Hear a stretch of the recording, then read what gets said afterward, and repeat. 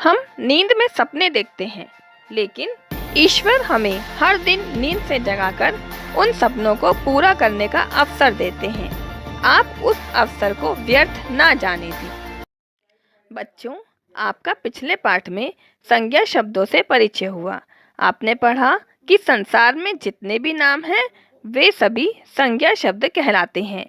जैसे व्यक्तियों के नाम, वस्तुओं के नाम, स्थानों के नाम, पर्वतों के नाम, नदियों के नाम, दिनों के नाम, महीनों के नाम। तो ये सभी नाम संज्ञा कहलाते हैं। हम, तुम और आप न जाने किस जगह आ गए हैं आज। वह भी आना चाहता था, पर उन्होंने आने ही नहीं दिया। उसने बताया भी था उसे बहुत अच्छी जगह है वह, पर मैं नहीं समझा पाई उन्हें। आने के लिए सभी को नहीं मना पाई मैं।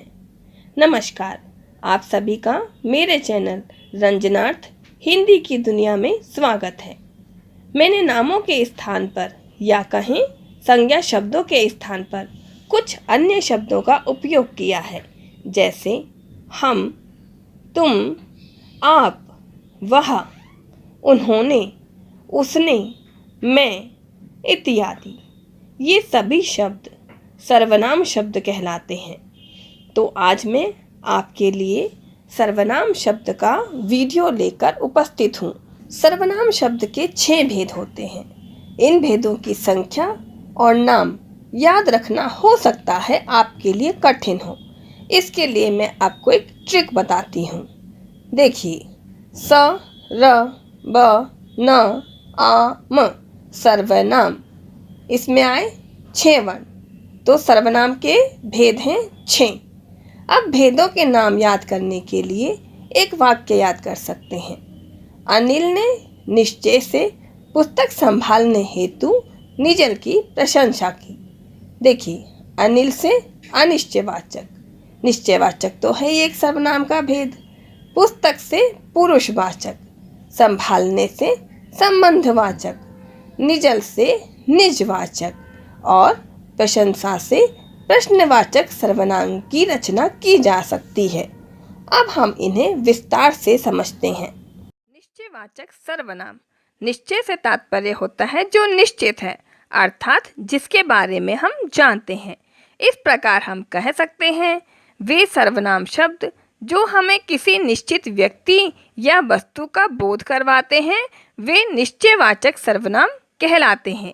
बच्चों, यहाँ पर व्यक्ति या वस्तु के साथ दूरी का ध्यान रखना होता है और उसके अनुसार ही हम सर्वनाम शब्दों का प्रयोग करते हैं। जैसे अगर वस्तु पास है तो हम सर्वनाम शब्द यहाँ और ये का प्रयोग करेंगे, और अगर वही वस्तु दूर है तो हम वहाँ और वे सर्वनाम शब्दों का प्रयोग करेंगे। अब अनिश्चयवाचक सर्वनाम आता है। जैसा कि मैंने आपको बताया, निश्चय मतलब जो निश्चित है, तो अनिश्चय का मतलब होता है जिसके बारे में हम नहीं जानते हैं। तो इस प्रकार स्पष्ट है, वे सर्वनाम शब्द जो हमें किसी अनिश्चित व्यक्ति या वस्तु का बोध करवाते हैं, अनिश्चयवाचक सर्वनाम कहलाते हैं। उदाहरण, तुम्हें कोई बुला रहा है। यहाँ पर हमने सर्वनाम शब्द कोई का प्रयोग किया है, जो हमें अनिश्चयवाचक सर्वनाम के बारे में बता रहा है। अर्थात हमने जो सर्वनाम शब्द का प्रयोग किया है वह उस व्यक्ति के लिए क्या है जिसके बारे में हमें पता नहीं है। अब दूसरा उदाहरण देखिए, यहाँ कुछ गिर गया। इस वाक्य में मैंने सर्वनाम शब्द कुछ का प्रयोग किया है। इसके उच्चारण से स्पष्ट है कि यहाँ पर कुछ शब्द का प्रयोग किसी वस्तु के लिए किया गया है। पुरुषवाचक सर्वनाम के बारे में पढ़ते हैं। बोलने वाला अपने लिए, सुनने वाले के लिए तथा किसी अन्य के लिए जिस सर्वनाम का प्रयोग करता है उसे पुरुषवाचक सर्वनाम कहते हैं। जैसे मैं, तुम, वह आदि। इसका उदाहरण देखिए, मैं, तुम और वह पुस्तकालय चलते हैं। यहाँ पर मैं बोलने वाला अपने लिए प्रयोग कर रहा है, तुम सुनने वाले के लिए प्रयोग कर रहा है और वह किसी अन्य के लिए प्रयोग कर रहा है। इस प्रकार स्पष्ट है, पुरुषवाचक सर्वनाम के भी 3 भेद होते हैं। सबसे पहले उत्तम पुरुष। उत्तम पुरुष बोलने वाला व्यक्ति होता है, जैसे मैं, मेरा, मुझे। इसके बाद आता है मध्यम पुरुष। मध्यम पुरुष सुनने वाला व्यक्ति होता है, जैसे तुम, तू, तेरा।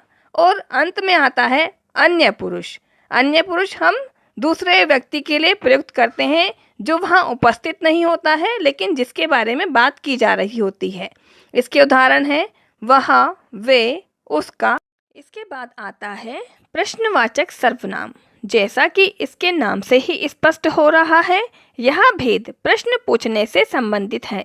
स्पष्ट है कि वे सर्वनाम शब्द जिनका प्रयोग हम किसी प्रश्न को पूछने के लिए करते हैं, वे प्रश्नवाचक सर्वनाम कहलाते हैं। इसके उदाहरण देखिए। कौन हंस रहा है? खिड़की का शीशा किसने तोड़ा? यहाँ पर हम कौन और किसने के माध्यम से प्रश्न पूछ रहे हैं, इसीलिए हम इसे प्रश्नवाचक सर्वनाम कहते हैं। आता है निजवाचक सर्वनाम। निज शब्द का अर्थ होता है अपना। सर्वनाम शब्दों का प्रयोग काम करने वाला अपने लिए अथवा बोलने वाला अपने लिए या स्वयं के लिए करता है, वे निजवाचक सर्वनाम कहलाते हैं।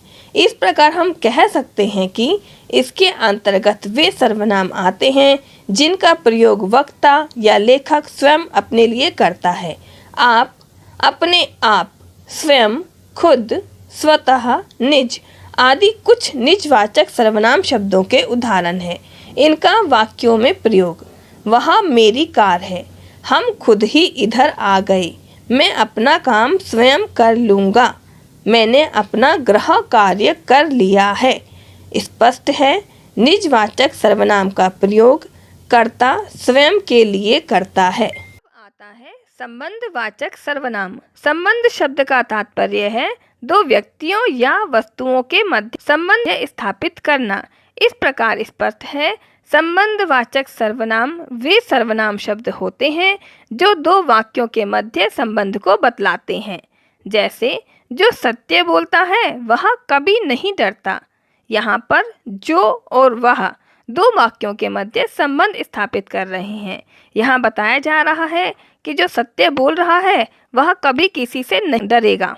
अब हम सर्वनाम शब्दों में वचन का प्रयोग देखते हैं। जिस प्रकार संज्ञा शब्दों में एक वचन तथा बहुवचन का प्रयोग किया जाता है, जैसे गेंद, गेंदें, बच्चा, बच्चे, ठीक इसी प्रकार सर्वनाम शब्दों में भी वचन का प्रयोग किया जाता है। इसका उदाहरण देखिए। उसने किताब खरीदी, उन्होंने किताब खरीदी।